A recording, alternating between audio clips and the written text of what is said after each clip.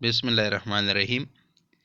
Dear students, आज हमारे topics है need for research in education, the purpose of educational research. पहला उन्वान हमारा है कि एजुकेशन में रिसर्च की क्या ज़रूरत है और एजुकेशनल रिसर्च का मकसद या पर्पज़ क्या है। एजुकेशनल रिसर्च हमें बताता है, यही इसलिए हम साइंटिफिक मेथड को इस्तेमाल करते हैं ताकि हम जान सके कि टीचिंग में बेस्ट प्रैक्टिसेस क्या है, यानी कौन से दर्स व तदरीस के तरीके मौसर है, बेहतरीन तरीके कौन सा है, कौन से हैं। और इसी तरह एजुकेशनल रिसर्च हम इसलिए भी कंडक्ट करते हैं ताकि हम ये जान सके कि आया स्टूडेंट्स को पॉजिटिव इनकरेजमेंट देकर हम उसकी लर्निंग को बेहतर बना सकते हैं या वो बदतर हो सकते हैं। इस तरह के सवालात जानने के लिए हम साइंटिफिक मेथड या रिसर्च इन एजुकेशन में इसकी नीड इसी वजह से है ताकि इस किस्म के सवालात हम जान सकें। डियर स्टूडेंट्स, अब इसको मज़ीद एलोब्रेट करने के लिए हम एक एग्ज़ाम्पल लेते हैं। साइंटिफिक मेथड में हम स्टूडेंट को कंपेयर करने के लिए 3 ग्रुप्स बनाते हैं। पहले ग्रुप में स्टूडेंट को पॉजिटिव इंकरेजमेंट दी जाती है, दूसरे ग्रुप में उनको नेगेटिवली क्रिटिसाइज किया जाता है, और तीसरा कंट्रोल ग्रुप।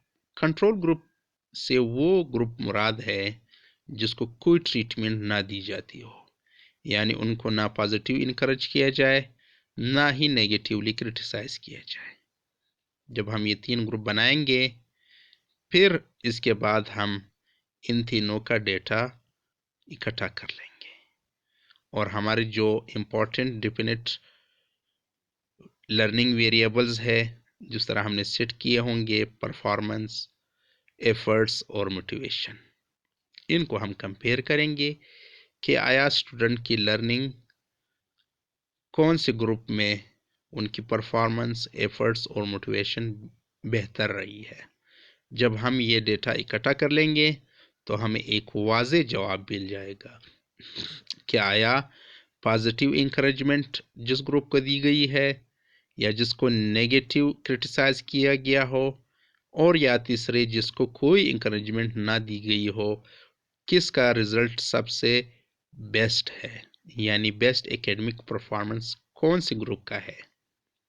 इस तरह यूं जो एजुकेशनल रिसर्च है वो हमें साइंटिफिक डेटा प्रोवाइड करता है जो कि साइंटिफिकली प्रूव होता है कि बेस्ट प्रैक्टिसेस इन टीचिंग कौन कौन से हैं, यानी कौन सा तरीका सबसे बेहतर है। नेक्स्ट जो हमारा टॉपिक है वो है the purpose of educational research, कि एजुकेशनल रिसर्च का मकसद क्या है, ये एजुकेशन में रिसर्च क्यों किया जाता है। तो एजुकेशनल रिसर्च इन एजुकेशन ये डेवलप करता है नया नॉलेज, टीचिंग लर्निंग सिचुएशन को इम्प्रूव करने के लिए, ताकि हमारी एजुकेशन जो प्रैक्टिसेस है वो बेहतर हो सके। यानी एजुकेशन प्रैक्टिसेस को बेहतर बनाने के लिए एजुकेशनल रिसर्च की मदद से हम न्यू नॉलेज डेवलप करते हैं।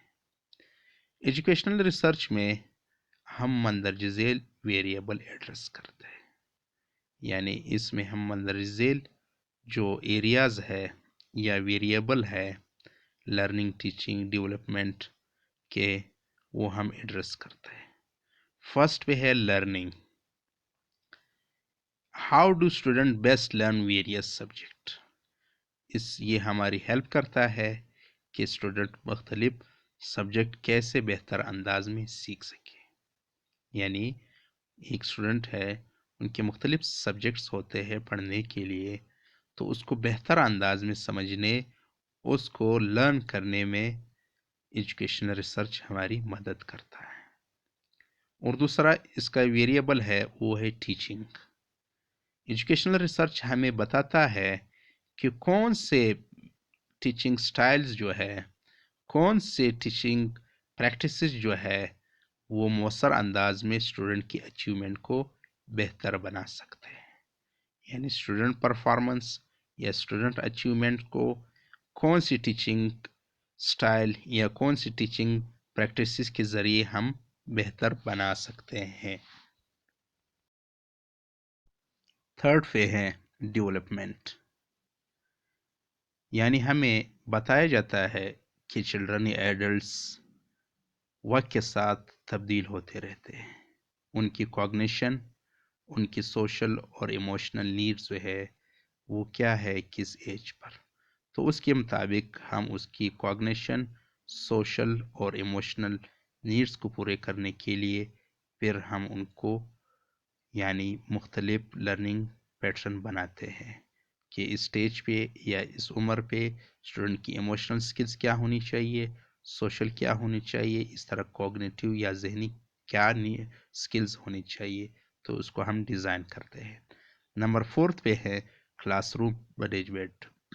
یعنی ایجوکیشنل ریسرچ ہمیں یہ بتاتا ہے کہ کون سے پریکٹسز بیسٹ ہے کلاس روم میں یا اسکول میں جو کہ اسٹوڈنٹ لرننگ کو آپٹیمل بنائے، یعنی اس کو مؤثر انداز میں اس کو بڑھائے. یعنی کون سے ایسے ہم پریکٹسز اپنائے جس سے اسٹوڈنٹ لرننگ مزید بہتر ہو سکے. Thank you.